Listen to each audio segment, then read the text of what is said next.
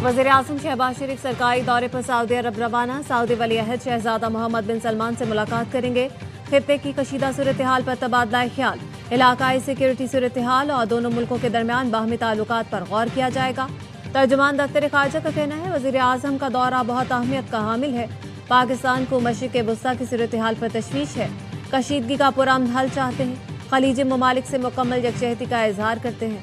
वज़ीर-ए-आज़म ने ईरानी सदर से भी खित्ते की सूरत हाल पर गुफ्तगू की। पाकिस्तान ईरान पर हमलों की शदीद मजम्मत करता है। फ़रीक़ैन को तहम्मुल और ज़ब्त का मुज़ाहरा करना चाहिए। तमाम ममालिक की खुद मुख्तारी का ख्याल रखा जाए।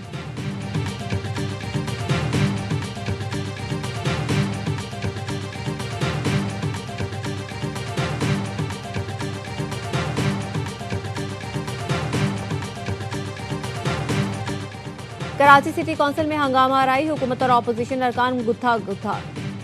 हिस्बे इख्तिलाफ के नारे और शोर शराबा, अरकान के एक दूसरे को धक्के। इजलास गैर मुअय्यना मुद्दत तक मुलतवी कर दिया गया।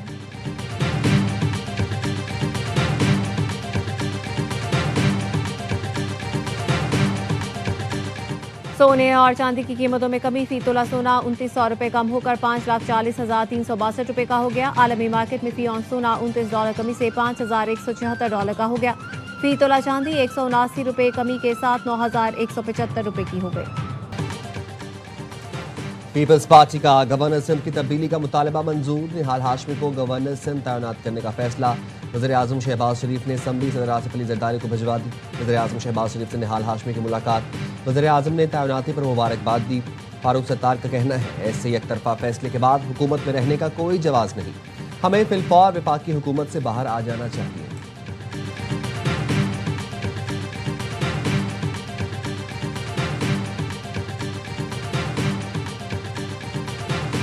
इस्लामाबाद हाई कोर्ट ने बानी पीटीआई का तिब्बी मुआयना कराने का हुक्म दे दिया। चीफ कमिश्नर को मेडिकल बोर्ड तश्कील देने की हिदायत।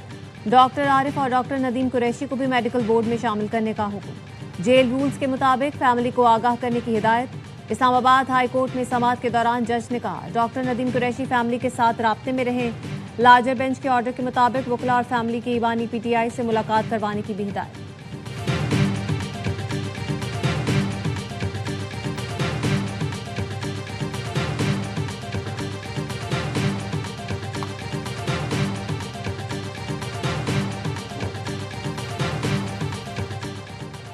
वज़ीर ख़ज़ाना मोहम्मद औरंगज़ेब ने पेट्रोलियम मसनूआत की कीमतों में मज़ीद इजाफे का इंदिया दे दिया। सेनेट की कायमा कमेटी बराए ख़ज़ाना को ब्रीफिंग देते हुए कहा आने वाले दिनों में पेट्रोलियम मसनूआत की कीमतों में मज़ीद इजाफा होगा। फारूक एच नाइक बोले इसराइल ने ईरान पर मिसाइल मारा, आपने पाकिस्तान में पेट्रोल मिसाइल चला दिया। वज़ीर पेट्रोलियम अली परवेज़ मलिक ने कहा कीमत ना बढ़ाते तो फ़र्क एक बड़ा गर्दिशी कर्ज बन जाता। सब्सिडी दी जाती तो पेट्रोलियम मसनूआत की किल्लत पैदा हो जाती। पेट्रोल पंप्स पर हमले शुरू हो जाते। बांग्लादेश ने ऐसा किया, वहां हंगामे शुरू हो गए। भारत अब तक फ्यूल पर सब्सिडी दे रहा है।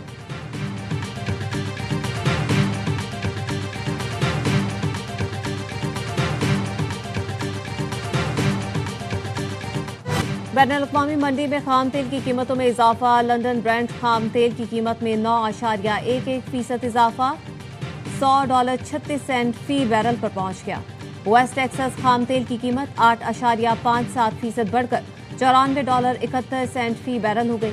इंटरनेशनल एनर्जी एजेंसी आलमी तवानाई बहरान के पेश नज़र 40 करोड़ बैरल खाम तेल फराहम करेगी। रुकन ममालिक ये खाम तेल स्ट्रेटेजिक ज़खायर से जारी करेंगे। ऑस्ट्रेलिया का ईंधन सप्लाई बढ़ाने का फैसला। 60 दिन के लिए ज्यादा सल्फर वाले ईंधन की आर्जी सप्लाई की इजाजत दे दी।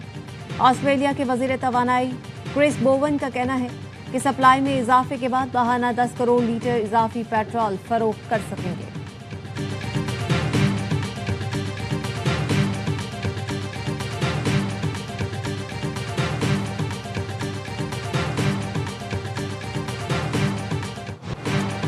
ईरान ने खलीज फारस में भी ऑयल टैंकरों पर हमले शुरू कर दिए। इराक, बहरीन और ओमान में 6 ऑयल टैंकरों को निशाना बनाया। हमलों से खौफनाक आग भड़क उठी। बसरा की बंदरगाह के करीब 2 ऑयल टैंकर पर हमले के बाद इराक ने तेल की बंदरगाहों पर तमाम ऑपरेशन रोक दिए। सिक्योरिटी ज़राए ने CNN को बताया मुमकिना तौर पर धमाका खेज मवाद से लैस एक ईरानी कश्ती ने जहाज़ों को निशाना बनाया। इराकी हुकाम के मुताबिक एक शख्स जाँ बहक हुआ। अमले के 38 अरकान को बचा लिया गया। ओमान की सलाला पोर्ट पर भी मुबैना ईरानी हमले से बड़े पैमाने पर तेल के ज़ख़ीरे में आग लग गई। हुकाम ने ऑयल एक्सपोर्ट टर्मिनल पर जहाज़ों को खाली करने का हुक्म दे दिया। बहरीन में भी बंदरगाह पर ऑयल टैंकर पर हमला किया गया।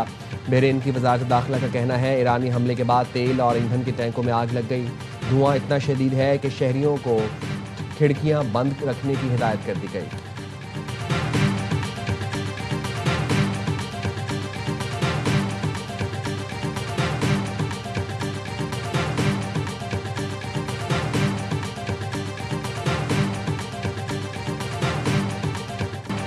ईरान के मशरिक़ वस्ता में हमले जारी। मुत्तहिदा अरब इमारात, सऊदी अरब और कुवैत में ड्रोन हमले।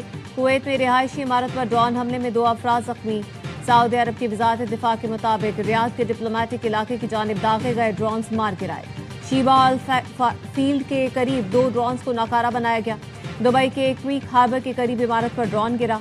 दुबई मीडिया ऑफिस के मुताबिक ड्रोन गिरने के बायस इमारत में आग लग गई थी। सिविल डिफेंस टीमों ने इमारत में लगने वाली आग पर काबू पा लिया। अबू धाबी के पुराने एयरपोर्ट पर प्रोजेक्टाइल हमला नाकाम बना दिया गया। जबले अली पोर्ट के करीब बहरी जहाज को प्रोजेक्टाइल से निशाना बनाया गया। जहाज का हमला महफूज रहा।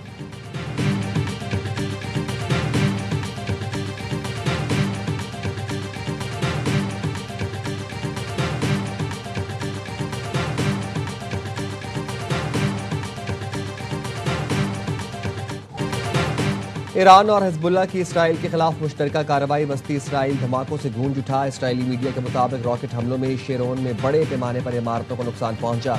रिपोर्ट में बताया गया ईरान और हिजबुल्लाह की जानिब से 150 रॉकेट दागे गए, लेकिन हमलों में कोई जान नुकसान नहीं हुआ।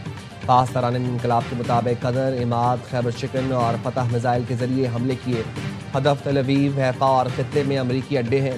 इसराइली फौज का कहना है ईरान ने इसराइली इलाकों की तरफ मिसाइल दागे हैं। दिफाई निज़ाम खतरे को रोकने के लिए फाल है। ईरानी हमलों के पेश नज़र शहरी पनाहगाहों में रहे।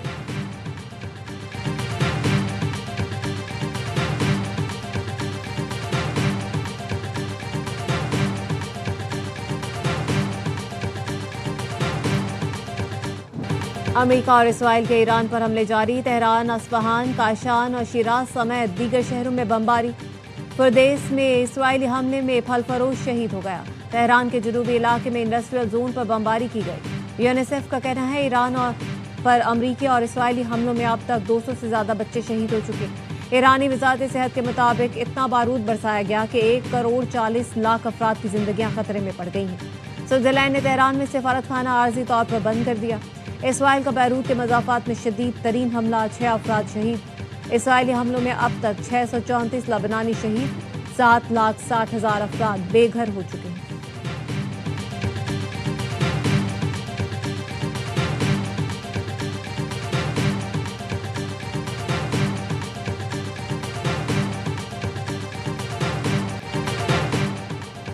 पेंटागन ने 168 ईरानी तालिबात की जाँ बहक होने की जिम्मेदारी कबूल कर ली। ईरान ने स्कूलों पर हमले की इब्तदाई तहकीकाती रिपोर्ट में कहा हमला गलत इंटेलिजेंस मालूमात की बुनियाद पर हुआ। पुरानी मालूमात के बायस मिसाइल दागा गया। अमरीकी फौज करीबी IRGC की एक तंसीब को निशाना बना रही थी। अमरीकी सदर ट्रंप का फिर ईरानी स्कूल पर हमले के सवाल का जवाब देने से गुरेज। सहाफ़ी ने पूछा अमरीकी मिलिट्री तफ्तीश में साबित हुआ अमरीका ने ईरान के स्कूल पर हमला किया। बतौर कमांडर इन चीफ आप इसकी जिम्मेदारी लेंगे? सदर ट्रंप ने पहले पूछा किस चीज की जिम्मेदारी, फिर कहा इस बारे में कुछ नहीं मालूम।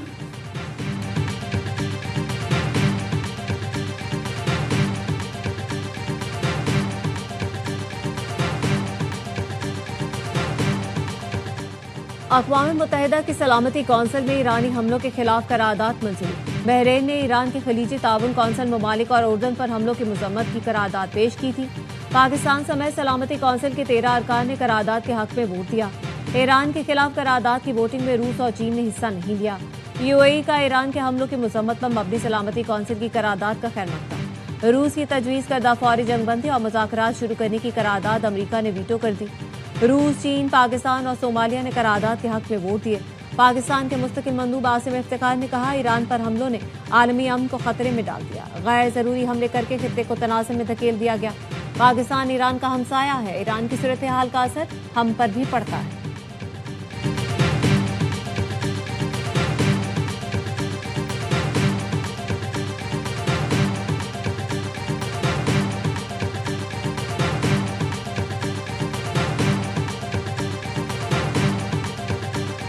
दहशतगर्दी के खिलाफ जंग में हर सूरत कामयाबी हासिल करेंगे। वज़ीर आला बलोचिस्तान के मुआविन शाहिद रिंद कहते हैं काबीना के खुसूसी इजलास में पार्लिमानी जमातों के सरबराहों को एतमाद में लिया गया।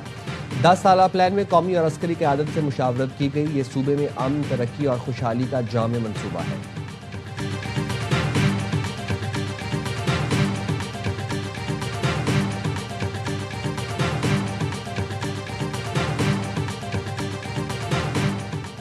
फाइव जी स्पेक्ट्रम की नीलामी अहम पेशरफ्त है। पाकिस्तान में बैरूनी सरमायाकारी के रास्ते खुल गए हैं। वज़ीर IT शिज़ा फातिमा का 5G ऑक्शन की तकरीब से खिताब, कहा हम जदीद दौर की जानिब गामजन है, मईशत मुस्तहकम हो रही है। 5G स्पेक्ट्रम वज़ीर आज़म के डिजिटल नेशन विजन के हवाले से अहम है। इंडस्ट्री से मुतालिक जदीद तरीन टेक्नोलॉजी का वक्त आ गया है।